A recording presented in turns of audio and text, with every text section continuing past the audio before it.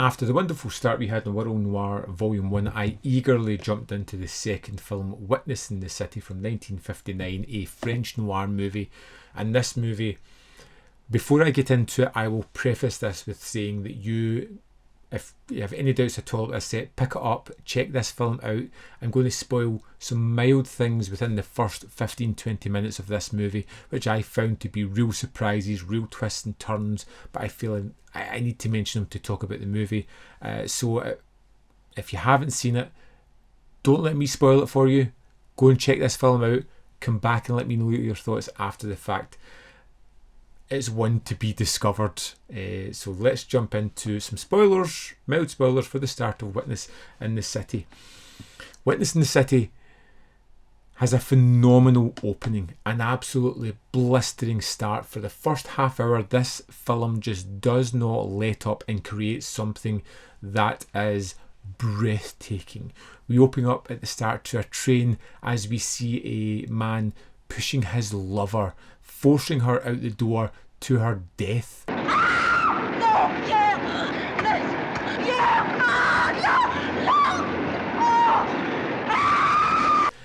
And then we jump to the wrap up of a court case where he is being acquitted of her murder, saying it was a tragic accident. He's gotten away with it, and already you just dislike this character. As he makes his way home, gets in a car accident, we see someone in his flat, someone changing things, laying out clothes, changing a picture. Our man gets home to discover the sisters, the wife of the woman that was killed is there and has set things up to murder this man and get away scot-free, make it look like a suicide. And he tells him his plan, forces him to be put in a position where he is then killed and escapes the place scot-free, right into the arms of a witness. And this is the problem for our character, Anselin.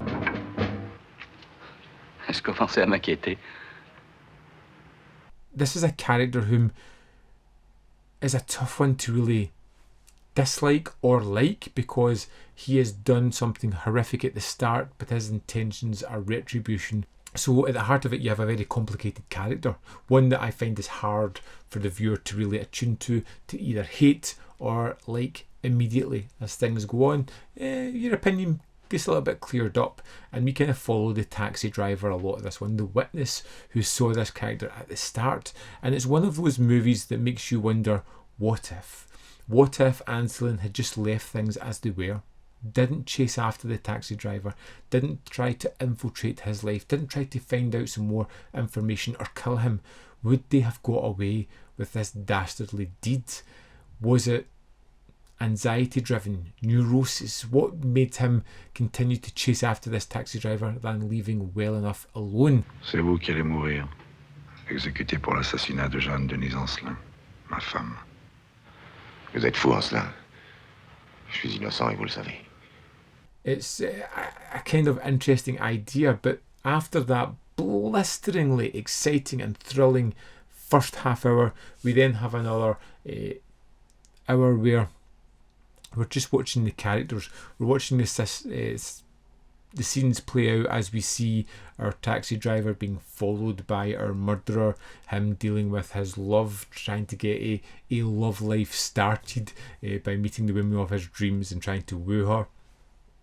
And it just becomes subtly tense at moments, is the best way to put it, as we kind of watch our couple slowly falling in love through their interactions, and always lingering in the background or watching or paying attention is our killer Anselin, who is just getting very close to our taxi driver. And you feel it's something that he's done at the beginning, getting close to the first victim, getting to know them by setting things up. But here he's a little bit more emotional and rushed and panicky and not thinking things out. Oh, ta gueule, c'est sérieux. Pas! Oh, ça va! Witness in the City was an incredibly fun movie. That beginning of a film is one of the strongest starts I've seen to a film in the longest time. It just grabs you and does not let you go. The last hour of the movie becomes a little bit more sedate, a little bit more languid, as it just kind of rinses and repeats these tense sequences, but it feels as if all the tension and all the scares and all the build up at the start is just so wonderfully done that it just can't sustain that pace all the way through it. Not to say this is a bad movie, far from it. It is exquisite and really fun, and I can see myself watching this one again fairly soon, because I want to pick apart those opening first few sequences where they're just mesmerising. Like I said, maybe I'll find a little bit more enjoyment in the last hour second time around, but this was another strong release and instantly has made this a set to pick up. Here we are in the disc for Witness in the City. Let's go to the special features. First up, we have Tony Raines. This is a newly recorded interview where Tony Raines discusses Witness in the City, its relationships to films of the period, and it's shot exclusively for Radiance. It is 17 minutes and 43 seconds. It talks about the filmmaker, the setting of the film, its legacy, and talks about Polar, which is pretty much police-techy, police thrillers and dramas, which is interesting and gave me a few new options to kind of look in for this director. Next, we have Philippe Durand. This is an interview. Lino Ventura biographer Philippe Durand speaks about the actor, his role in the film, and the film's depiction of Paris, amongst other subjects. It is 10 minutes 56 seconds. He talks about this being the director's third movie, how the star chose the role. He had the choice of either Ansler or the witness, the taxi driver, and he chose the more interesting part to him, and a little bit about humour in the film, and of course the awesome music that goes throughout this film. Next we have Jeanette Vincendoux. It's a newly recorded interview with critic and author as she discusses French noir and the place of Witness in the City within noir tradition.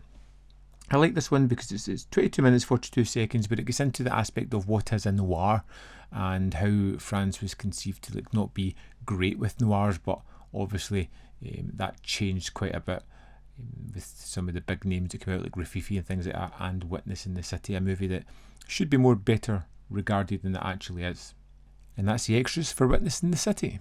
I would love to know your thoughts on Witness in the City, number 34 in the Radiance range. So let me know in the comment box below whether you love it, hate it, fall somewhere in the middle. What did you think about this one compared to the other movies in the set as well? As always, there is more content up here.